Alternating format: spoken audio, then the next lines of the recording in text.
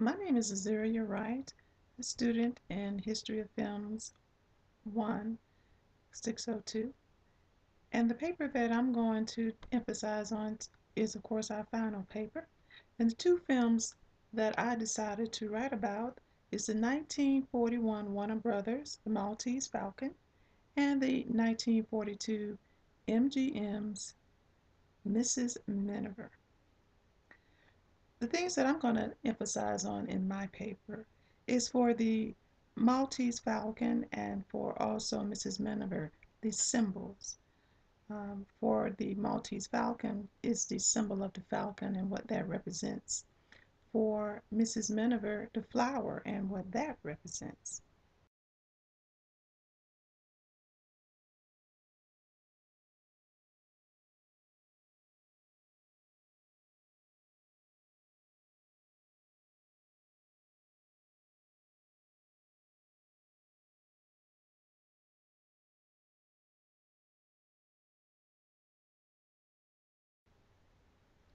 Also, I'm going to talk about the genre during this time and also the things that Warner Brother and MGM had to actually go through. Okay, well, let's start with the symbols in the Maltese Falcon. Well, the symbol in the Maltese Falcon is, of course, the falcon. And the falcon, the normal definition of a falcon talks about strength and power, and basically is a God representation. But in the Maltese Falcon, it has an opposite representation. The Maltese Falcon, the story, is basically about the history of a jewel encrusted falcon that got lost by pirates centuries ago. And now we have all these different criminals that is trying to get their hands on the falcon, causing a lot of deception. Humphrey Bogart is the detective that get intertwined in the midst of finding the Maltese falcon. But one of the things I really wanted to emphasize on was the symbolism. There's a lot of symbolism, not only just what the Maltese Falcon was, but what it represented. Like I said, normally the falcon represents strength and power, but the Maltese Falcon in this particular film, it represented greed and avarice and imprisonment.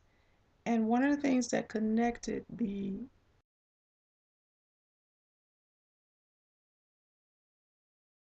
Maltese Falcon with the symbol of the different characters, and the character I'm going to emphasize on is Mrs. Olshanowski, from the setting where they had the silver lights and the stripes, from her wearing her striped pajamas to the Venetian blinds. All these were symbols of imprisonment. And of course, this goes along with the Maltese Falcon. The next characters that I want to talk about is with the other film, and that is with Mrs. Miniver. For Mrs. Miniver, and that story is basically about a young family that's on the outskirts of London, and they are in the midst of World War II. And of course, tragedy hits their town. The flower in this is named after the main character, Mrs. Miniver, which is actually the rose.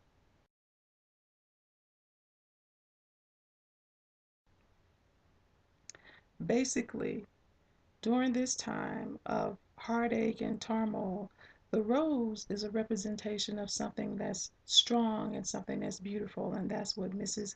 Miniver represents as they go through their tragedies of she losing her daughter-in-law and her son going off to war, and also just different things happening, with their family concerning tragedies. But one of the interesting things about the representation of the flower is this flower is used throughout the entire film. For example, there is the flower when it starts off where she is being named after, well, really a flower is being named in her honor when the story first starts out.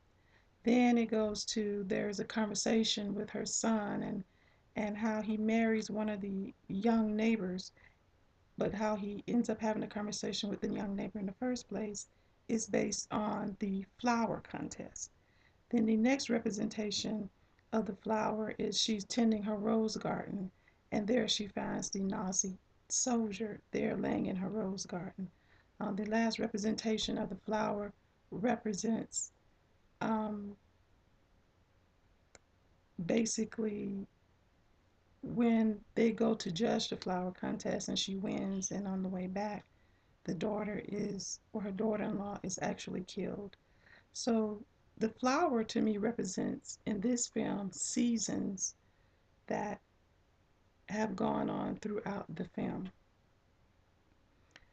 Another thing I want to talk about is the genre of both of these films.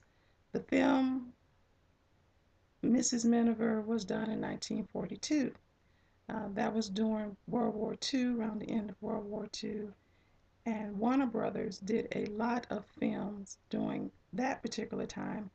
One of the reasons Warner Brothers did a lot of those films is a lot of their family members were actually involved in World War II.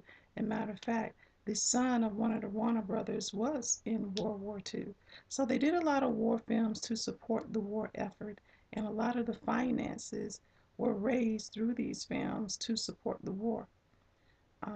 Basically, when the other film, um, Mrs. Miniver, although it is a war film, that was a film that was actually done by MGM. MGM at that time, they did more musicals. Um, One of the reasons, they did musicals is they had a change in management during that time. And so they needed to find another avenue to make money. And so their avenue for making money was through musicals. Although they did do Mrs. Miniver turned out to be a propaganda movie, basically because they wanted to smooth over the war efforts and show the American family in a different type of light.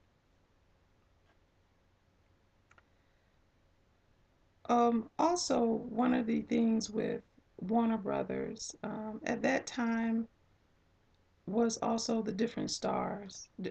Once Humphrey Bogart did The Maltese Falcon, he totally became a different type of actor. He became an A-line actor.